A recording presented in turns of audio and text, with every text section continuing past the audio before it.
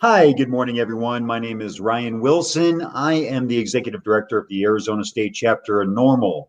And with us today, we have John Udell, who is our Communications Director, and Mike Robinette, the Director of Southern Arizona. Good NORML. morning. Welcome. NORML. Sorry, Southern Arizona NORML. I direct all of Southern Arizona as well. My charge is big. Right. Sorry, I'm still waking up here, guys. Good. So Good morning, John. Good morning, Ryan. Good morning. Good morning. So we've got, we were actually having a pretty lively discussion here a couple minutes ago about some new data and information in an article that recently come out, and figure we might as well bring this sucker into the live forum here, and bring it out to everyone else as well. So, and with that, I'll turn it on over to Mike Robinette. Sure. I woke up this morning to positive news from the Arizona Republic, azcentral.com. There was a rather long article that the heading is, "Where recreational marijuana is legal, data show minimal impacts on teen use and traffic concerns." Well, obviously that piqued my attention with that headline, so I chose to read the 13-page missive. And there's some let me just say this, it's an incredibly fair and balanced report, but there is good data relative to legalized states. So that's what we'd like to talk about. And I'm just going to start right now. If you turn it right here, you'll see, you can't see it, but I'll read it instead. Right here, no increase shown in teen use, but a change in perception. And John's going to talk about the change in perception in a moment. But what I do want to do is just kind of read, one thing people always refer to is those states that legalized, Colorado and Washington and California. And the thing is that, you'll hear that the sky has fallen, that people are in the streets dead, overdosed from bong hits. You'll hear it all. But the bottom line is, here's the story relative to teen use. And I'm just going to break it down: Washington, Colorado, and California. In Washington State, surveys of young people conducted in cooperation with the Office of the Superintendent of Public Instruction showed, I'm going to pause, a big pregnant pause, showed no increase in the numbers of 6th, 8th, 10th, and 12th graders using marijuana after legalized sales began in 2014. In Colorado, similar surveys showed the number of middle and high school students using marijuana actually declined after legalization. Now, California has yet to release a biennial survey of young people since recreational sales began, because remember, California was late to the game in 2018.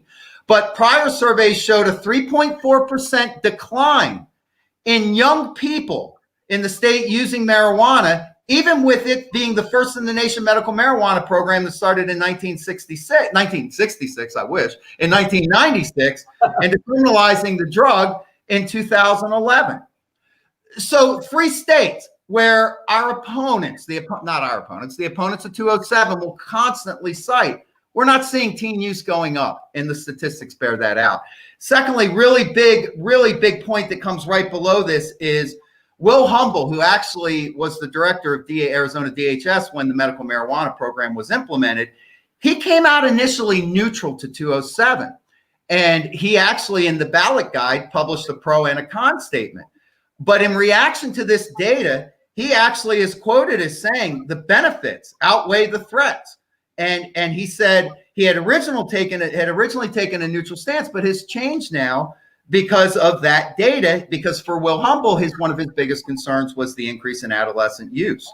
So we're seeing data that supports legalization and that debunks the myths and the anachronistic, claims of the opponents of 207. And John, I'll let you go from there.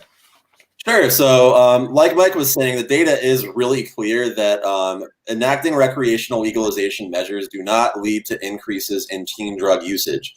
So what opponents like to do is they like to kind of skirt that fact, that inconvenient fact for them, and point out that usage rates are higher in those states compared to in Arizona.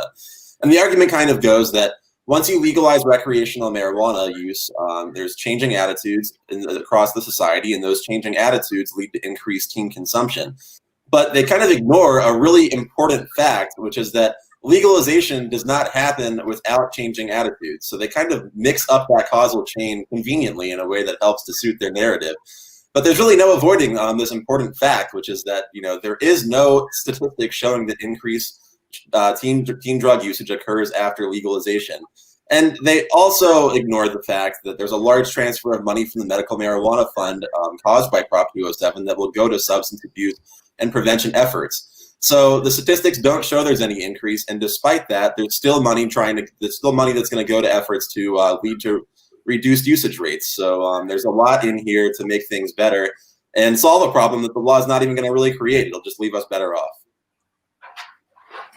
Thank you, John. I totally appreciate that. Thank you.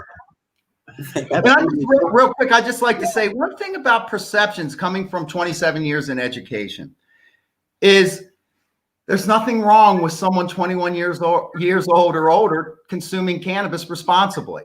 There's nothing wrong with that. There is something wrong with teenage consumption. We're not for that. But how do we change teenage perceptions, and how do we change teenagers' thoughts? We don't do it by hammering down, saying, nope, the dope and ugh the drugs, and programs that just scare. We do it by being honest with teenagers. As a high school teacher, I can tell you teenagers have an incredible barometer for BS. And when we spew BS to them, they get it. They get it's BS. What I've always found is the most effective way of changing perceptions and attitudes is to be honest and educate people. Yeah. And it feels like to me that is a necessary concomitant to legalization, is outreach and education. If you look, we'll get to this relative to driving impaired, but Colorado's pumped $1 million out of legalized funds to educate people about driving high. Mm-hmm. And I'll also say really quickly to your point, we've tried the drug war approach. It's not like we have never tried the other alternative. Right. We declared a war on drugs in 1970. The decade after that saw the largest period of teen usage in our nation's history, far larger than it is right now with relaxing attitudes and legalization moving through. So it's not like there's some other approach out there that hasn't been tried. And if we just, crack down on our drug laws, we can stop teen drug consumption. We know that doesn't work. I agree, John. And I grew up in the 60s and 70s, and I can tell you there was a lot of teenage use. So. I think Ryan disappeared. Yeah, it looks like we lost him. Well, what do we do? The leader's gone. Oh, he's still there.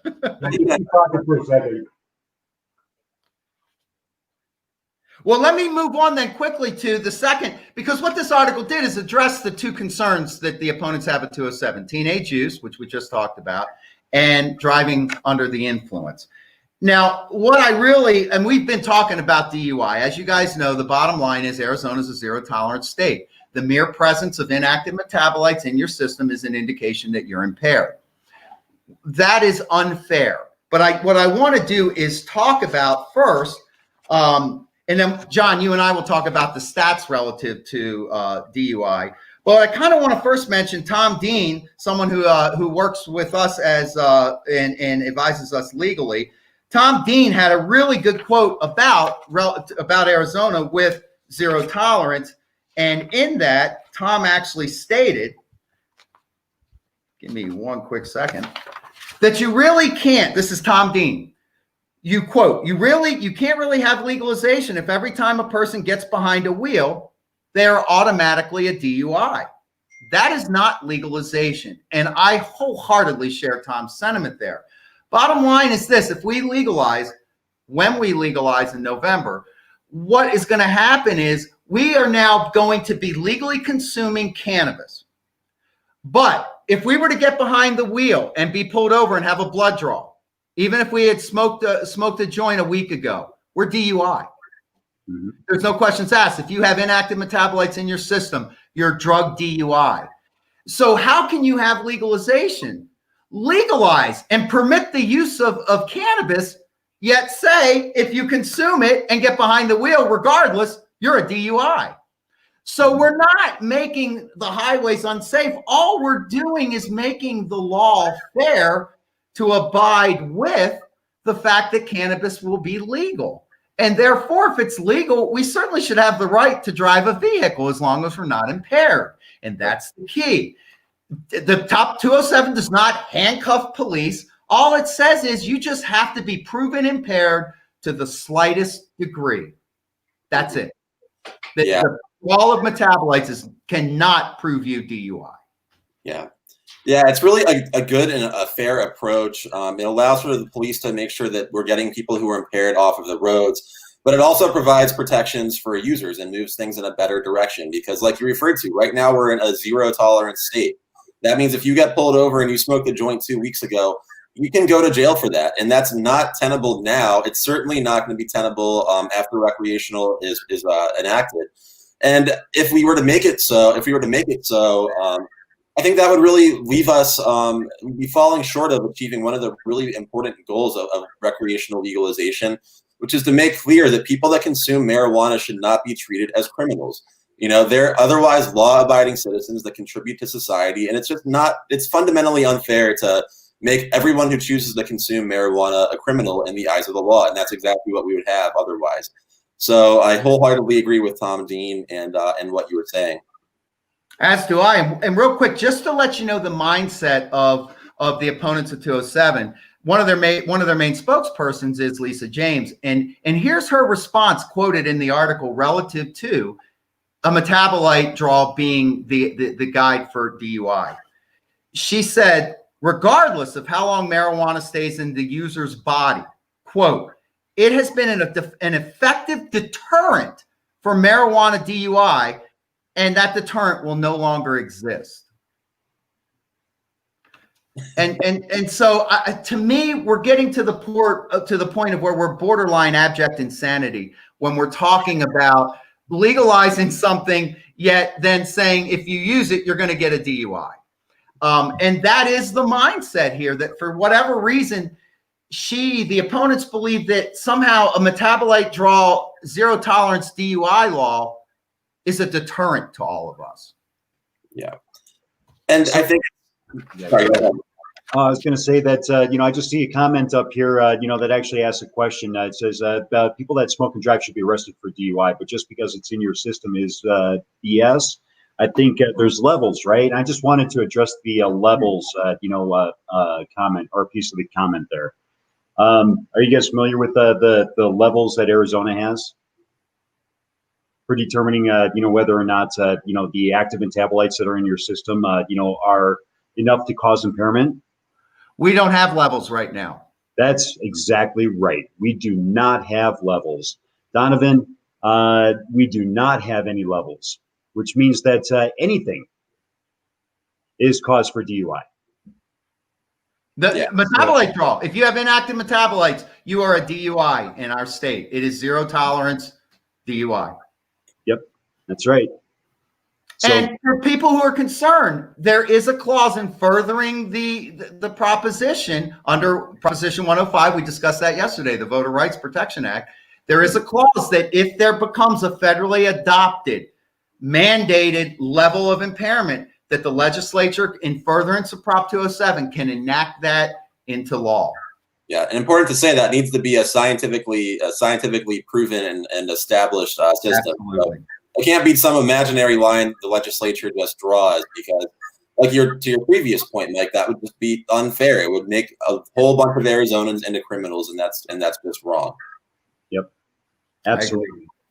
And if you guys have one more second, I just want to throw out impaired driving stats from Colorado, Washington, and California. In Colorado, impaired driving, prior to 2016, the state does not have data on specific levels of Delta-9 THC. But since it began tracking that, the percent of fatalities with drivers who tested positive for Delta-9 THC speaking of levels, at 5 nanograms per milliliter level, pregnant pause, has fallen. Yeah. It was 8% in 2017, down from 13% in 2016. In Washington State, relative to impaired driving, Washington's seen what they call polydrug use. So it's not just marijuana, it's consumption of marijuana, alcohol, and other drugs. And they are having a problem with that, but that certainly is not an indication or an indictment that marijuana itself is the problem. However, in Colorado, Washington has tracked not only an increased drivers in fatal accidents, but they claim it's polydrug drivers. And in Washington, there were 97 polydrug fatalities in 2013 before legalization. and then that number went up slightly. But the number of fatal crashes in Washington has increased slightly, but it's statistically insignificant. In California, drug driving after legalization, it says in 2018, 42% of all drivers killed in motor vehicle were tested positive for legal or illegal drugs, and then traffic fatalities decreased 8.3% in 18. So what we are seeing in the 3 states that are always referenced relative to relative to legalized states, we do not see increases in there's not carnage on the highways. So the data bears that out as well. Yeah, and I'd like to show up this comment real quick, guys. From Debs, there is no accurate test, and I'd actually like to dispute that, for a second, because there are accurate tests, and it's being able to determine if someone is impaired to the slightest degree in regards to DUI laws, right? So with cannabis DUI, it's the same standard as alcohol, and that includes being able to do field sobriety tests, roadside tests. There's a whole bunch of other tests that are out there that can actually, show if someone is impaired or not. Yeah. Go ahead. Yeah, a couple of points. So yes, what you're referring to is police officers will need to be able to prove beyond a reasonable doubt in a court of law that someone is impaired to the slightest degree. I think what Debs is referring to is like a THC breathalyzer system, and I think that's what Mike was alluding to in the Voter Protection Act portion of the law. And that is something that a lot of companies have been working hard to produce, and there's some hope that eventually down the road they'll be able to do that. And if they do, then that can be we can use those systems as a means to determine whether or not someone is impaired for purposes of a DUI. I would also like to speak briefly to this whole point of stats and to some of these stats that show that usage is going up on the roads. I think it's very important to be cautious of the inferences that we draw from statistics, because correlation is not causation. So just because you see increasing numbers of detected impairment on the roads, that doesn't mean it was caused by a rise in people actually driving impaired. So yeah, correlation is not causation. For example, there's some people that wake up every single morning before the sun rises. That doesn't mean that they make the sun rise. So when we see these statistics in other states, it's important to note they're also spending a lot more money on trying to detect impaired driving. So Colorado now has hired specific people that are trained to determine whether or not people are impaired to the slightest degree, or whatever their standard is in Colorado. So even if we see statistics rising, and it seems like it's very unclear if that's the case, it's not necessarily, the stats aren't necessarily a result of actual usage rates and actual rates of people driving while intoxicated.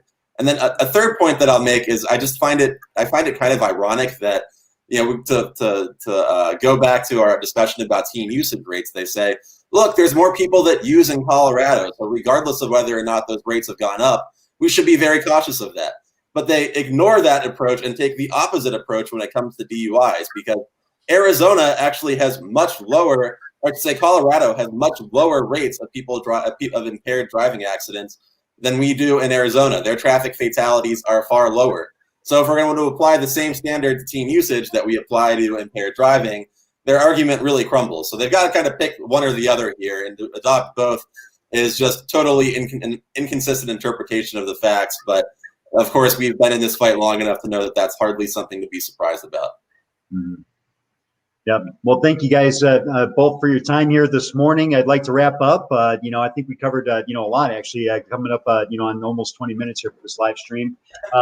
Love the interaction. We'll be posting this article out today on our social media as well. Yes, so we will be posting that a little bit later on this afternoon. Give everyone access to what we were talking about here and related to the discussions. Thank you very much once again, and everyone have a wonderful day. Thank you. Thank you.